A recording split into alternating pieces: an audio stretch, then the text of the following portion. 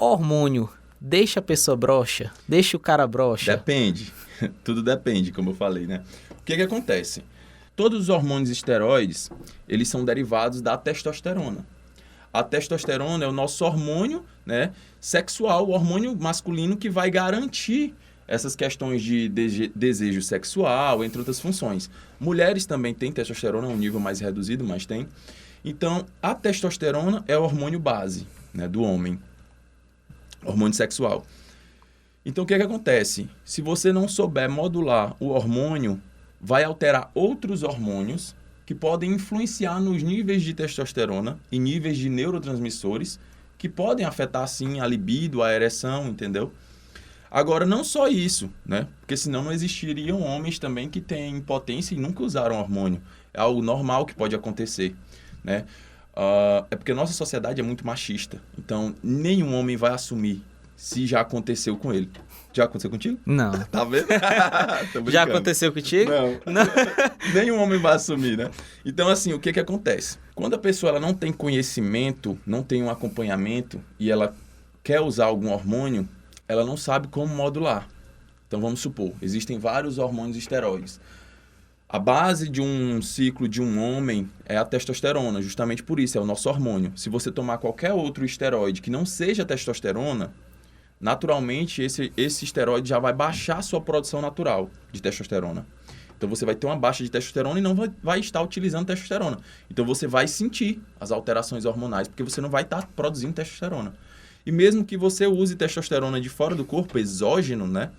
Uma testosterona de fora do corpo, sua produção também vai parar. Qualquer hormônio esteroide que você usa de fora do corpo, vai parar sua produção natural. E o que acontece? Normalmente, a testosterona, ela se converte em outros dois hormônios, em DHT e estradiol. As alterações nos níveis de estradiol podem influenciar na libido, né? E influenciar também na ereção. Então, o que acontece? Se você tomar testosterona e essa testosterona se converter mais em estradiol, você pode ter alteração na libido, alteração na ereção. E aí, o que acontece? Pode ter alguns colaterais, como a ginecomastia, que é crescimento das glândulas mamárias. E aí, muita gente faz as coisas às cegas, né? Por exemplo, o cara utilizou testosterona e está se convertendo em estradiol, está aumentando o mamilo, né? E aí ele vai usar outro medicamento para tentar evitar isso. E aí usa anastrozol, ou usa exemestano, outras classes de medicamentos para bloquear essa conversão da testosterona em estradiol. Não sei se está muito aprofundado ou se está conseguindo entender. Eu estou conseguindo entender. Certo. Além de broxa, o cara vai ficar com o peito... Não, depende. É como eu estou explicando. Depende dessa conversão. E aí a pessoa usa outros medicamentos para diminuir essa conversão. Só que aí pode acontecer dele usar uma dose errada e diminuir demais essa conversão. E baixar demais o estradiol. E isso também pode causar alteração na ereção e na libido, entendeu? Tanto a baixa demais do estradiol quanto a elevação. Então, os hormônios eles têm que andar em equilíbrio para poder fluir a coisa direito.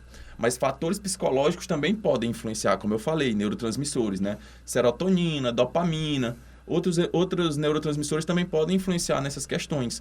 Então, às vezes, tem esteroides, como, por exemplo, o esteroide que nem é para uso humano, que é a trembolona, que ela altera os níveis de dopamina, porque ela eleva outro hormônio, a prolactina.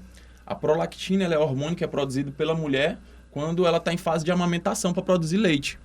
Então, se a prolactina se eleva porque você usou trembolona, geralmente 3 hormônios podem elevar a prolactina. Trembolona, deca, né?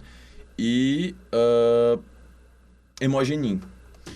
Então, se esses hormônios elevam a prolactina, automaticamente a dopamina ela diminui, porque eles são antagonistas, né? Antagonistas é uma substância, a gente fala que duas substâncias são antagonistas quando uma se eleva e provoca a queda da outra. Então, se eleva a prolactina, vai diminuir a dopamina. E aí vai alterar também, por exemplo, as emoções, sensação de prazer, tudo isso é alterado. Eu já vi relatos de gente que usou trembolona e tosse, é uma raiva, fica estressado. E aí o que acontece? Essas alterações na prolactina podem inclusive provocar a secreção no mamilo, tipo uma espécie de leite, né? No homem mesmo, entendeu?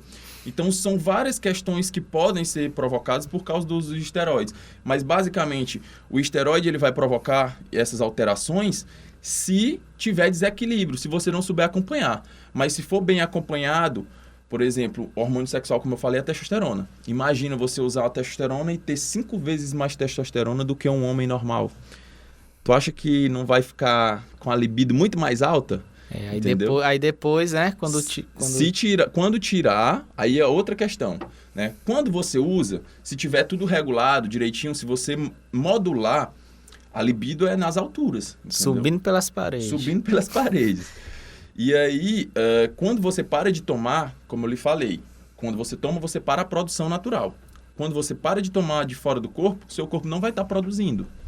E aí você vai estar com praticamente 0 de testosterona ali, vai estar com um nível muito baixo, né? E esse nível muito baixo não vai ser suficiente para te promover desejo sexual ou ereção, entendeu? Então, essas alterações é que podem provocar. E aí, por isso que se tem, por exemplo, uma TPC. O indivíduo, ele utiliza... TPC, que é o tratamento... terapia pós-ciclo. Pós-ciclo. Né? Que normalmente... os usuários que não são atletas profissionais, que não são desse meio, geralmente fazem. Alguns atletas fazem, né, ciclos por períodos, depois fazem TPC e depois param. E outros atletas mantêm o uso constante, mas fazem períodos que a gente chama de blast cruise. O que é? O blast é o período onde o atleta ele utiliza as doses realmente mais elevadas para a competição, e o cruise é um período onde ele usa doses mais baixas para manter a massa e só manter o organismo funcionando normal para não sentir a queda da testosterona, né? Então ele usa geralmente uma testosterona em dose mais baixa para manter no nível do que seria o natural. Tem uns que só fazem uma vez por ano também, né? Começa em janeiro, termina em dezembro. Aí faz o blast cruise que eu tô te dizendo.